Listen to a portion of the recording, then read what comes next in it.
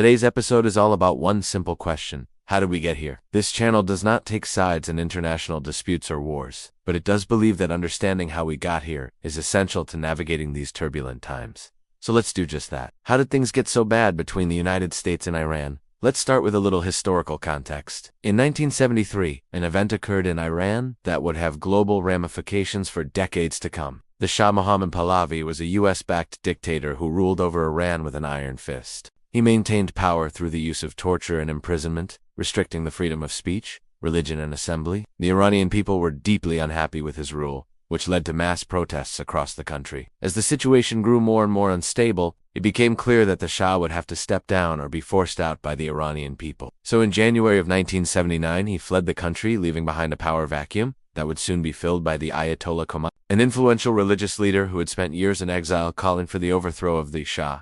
With the Shah gone, Khomeini returned to Iran and quickly established a new government based on Islamic principles. This marked the beginning of the Islamic Revolution in Iran and would change the country and the region forever. This revolution, however, was not seen as a positive development by the United States. The US had supported the Shah for decades and viewed the Islamic Revolution as a threat to its interests in the region. In fact, the Carter administration even offered asylum to the Shah in the US, as he was facing serious health concerns due to cancer. But after much debate, this offer was eventually revoked. As the new Iranian government began to take shape, the US grew increasingly concerned about the implications for the region. The new regime was seen as a potential threat to regional stability and American interests. The US had grown accustomed to having the Shah as a strong ally in the region, and the loss of such an ally was a blow to American interests. As tensions between the two countries grew, the U.S. took several steps to protect its interests. It imposed economic sanctions and froze Iranian assets in U.S. banks. In addition, the U.S. provided military aid to the new Iraqi government, which was also seen as a potential threat to American interests. All of these actions were taken to try to prevent the spread of Islamic Revolution in the region. However, they only served to deepen the divide between the two countries.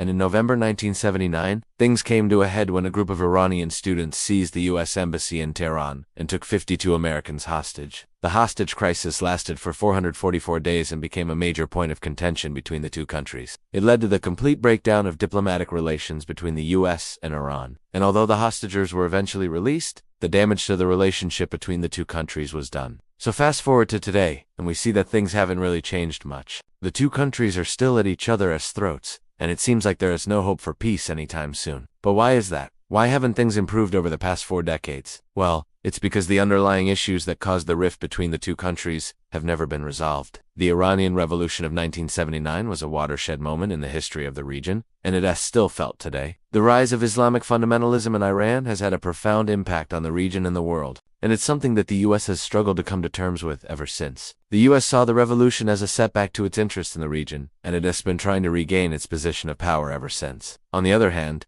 Iran has been trying to assert its influence in the region, and it sees the U.S. as an obstacle to its goals. The situation has been further complicated by the discovery of oil in the region. The Middle East is one of the most oil-rich regions in the world, and it is this very fact that has made it so volatile. Both the U.S. and Iran are eager to secure their access to this valuable resource, and that often puts them at odds with one another. The U.S. has traditionally had a strong presence in the region, and it has seen any attempt by Iran to challenge that presence as a threat. Meanwhile, Iran has been eager to assert its influence in the region, and it sees the U.S. as an obstacle to its goals. It is important to note that both countries have legitimate interests in the region, and both have valid grievances. However, neither side seems willing to compromise, and that has led to a dangerous standoff that has lasted for decades. Unfortunately, it doesn't seem like things will change anytime soon. The current administration in Iran is as hardline as it gets, and they're not interested in making concessions to the U.S. The U.S. is still seen as the great Satan by the Iranian people, and until that changes, it's unlikely that the two countries will ever have a peaceful relationship.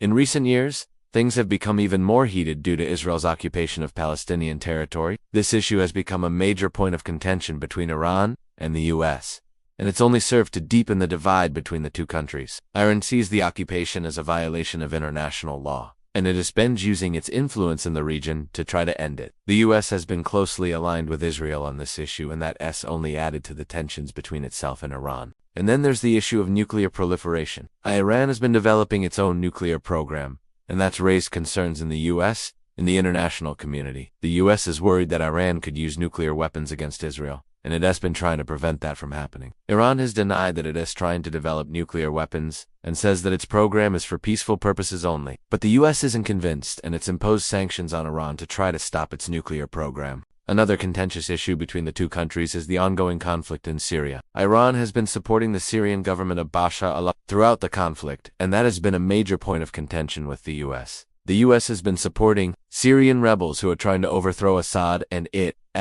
carried out airstrikes against Syrian forces. Yet another flashpoint in US-Iran relations is Yemen. Iran has been supporting the Houthi rebels in Yemen's ongoing civil war, and that has been a major source of tension with the US. The US has been carrying out airstrikes against the Houthi rebels, and it has also been supporting the Saudi-led coalition that is fighting the rebels. Finally, there's the issue of Hezbollah. Iran has close ties to the Lebanese militant group, Hezbollah, and the US has been trying to pressure Iran to curb its support for the group. Hezbollah is considered a terrorist organization by the US and the European Union, and it's been designated as such since 2006.